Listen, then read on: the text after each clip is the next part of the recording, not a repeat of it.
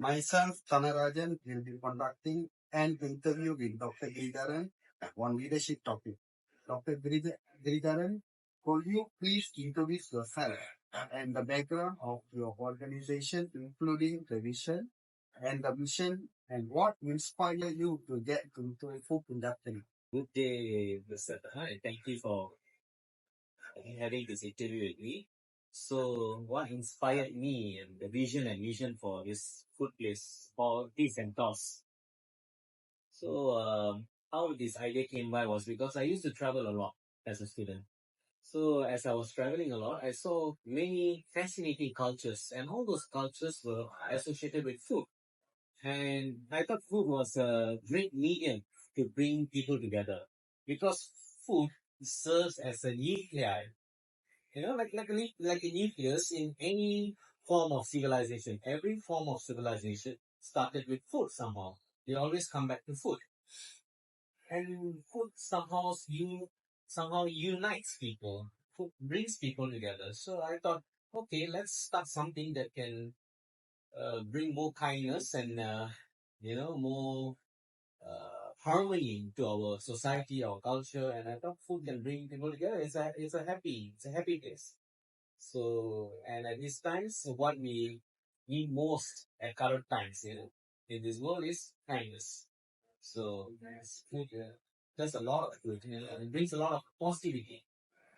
Yes. Doctor, how has your leadership approach shifted since the pandemic began? And what prompted those changes? Since the pandemic began, of course, the methods we used earlier, certain methods couldn't be used anymore. As how we used to communicate, for instance, very basic, fundamentally, how we used to communicate. We used to communicate in person prior to the pandemic. So once the pandemic started, after the pandemic, we started communicating via online methods, like WhatsApp, Zoom meetings, and all that. And that's how I convey my messages, and that's how I communicate with my team altogether. Doctor, what were the most pressing obstacles you encountered after the pandemic, and how did you address them with your team? Okay, one of the most pressing obstacles after the pandemic was people were afraid. People were afraid to move around. People were afraid to have contact with each other. So what happened was we were given the mandate. Our restaurant was given a mandate to travel within a certain kilometers or certain radius. So we set up our own team, our own vehicles to move around and deliver to our dear customers. So somehow we managed to close the gap and we managed to stay in contact with our loyal customers, and it worked out well. Doctor, in what way have you adjusted your communication strategy to keep everyone motivated and aligned during uncertain times? Communication strategies. Okay. So my communication strategy didn't change much actually, but I started putting in more positive words in my leadership because it was a time that nobody was certain what was going to happen. Be it us, be it my team, or even the head of the country, nobody knew. So what kept us going was the positive words, and uh, we tried to work in such a way that ideas kept growing. We had our own activities. We had our own internal activities. We had our own competitions, and it was a perfect incubation period for ideas to grow because the mind was at rest. So when the mind is at rest, your ideas grow. You can use that time, that quiet time, for research, development, and all this. Doctor, have you undergone any formal leadership or management training? And how did it shape your response to new challenges? Yes, I've been to several leadership courses prior to starting this place, and also management courses as well. And I learned to, I learned to delegate tasks, not to do it all by myself. It's not a one-man show, but to delegate tasks and to recognize the capability of each staff. in my team. The most important thing is to recognize the capability. You can only move forward if you know what a person can do and what a person cannot do. Yeah. Doctor, could you share an instance where you had to display resilience or adaptability in guiding your organization through the significant setback? An instance where I had to display resilience. Well, there was once when the second curfew happened. When after the first curfew was over, we were back in business. And once the second curfew, came by, we had to somehow move in such a way that we could still deliver our orders in a safe environment for us and the customers.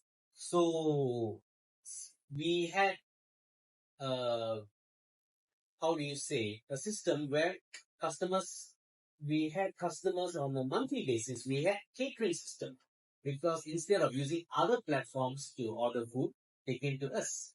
So what could have been a setback actually turned out good for us. It turned out in our favor. Doctor, how do you balance achieving organizational goal with maintaining a supportive atmosphere for your employees? While achieving organization goals, while maintaining a supportive atmosphere with your employees. First of all, I hire employees who share the same mindset as I do. All right. So I hire employees who share the same mindset as I do. So we work in such a way that they understand me and they can envision my goals and they can see what I can. They can see what I can see. So we also work in such a way that we uh, a lot of discussion, a lot of brainstorming, a lot of new ideas grew together with this team because we shared a common interest, a common love, which is food and beverage industry. Doctor, what method will you use foster a culture of innovation, especially when resources and moral might be stretched?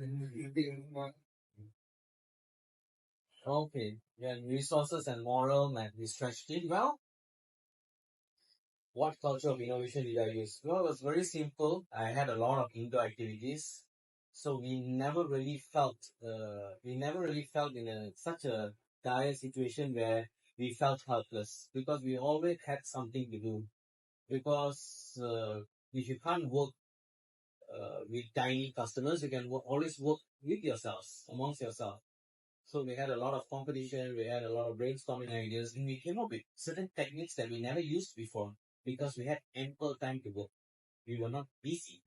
We had ample time to work. So that rest and incubation period made our ideas grow tremendously. Doctor, will you consider leadership by transformational, and if so, how does it manifest in your day-to-day decision making?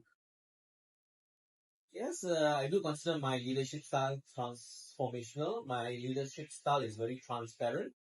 It's very direct, and the idea of leadership itself is to lead people who don't have a clear direction where to go.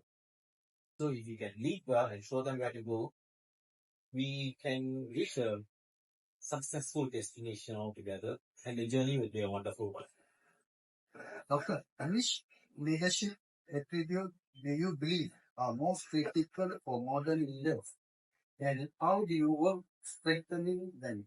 The most One of the most important leadership skills and attributes, I would say, one is dynamic thinking and one is honesty.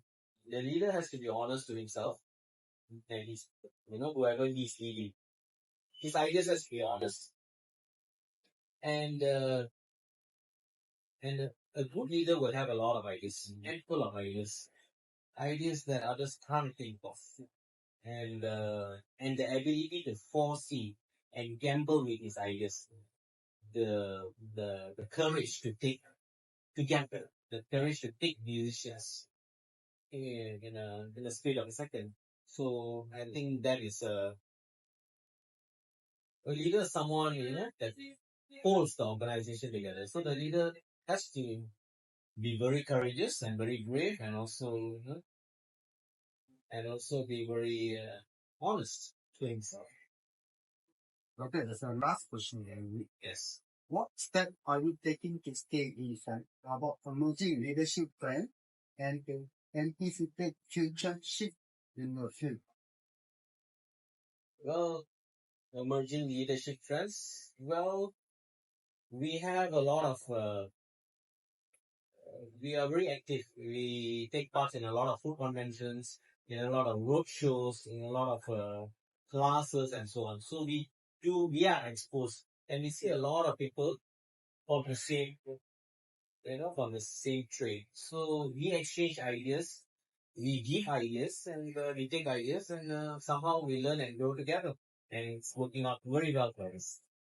All right, Ethan. Thank you for your very good time. Thank you for having this interview with me. Thank you.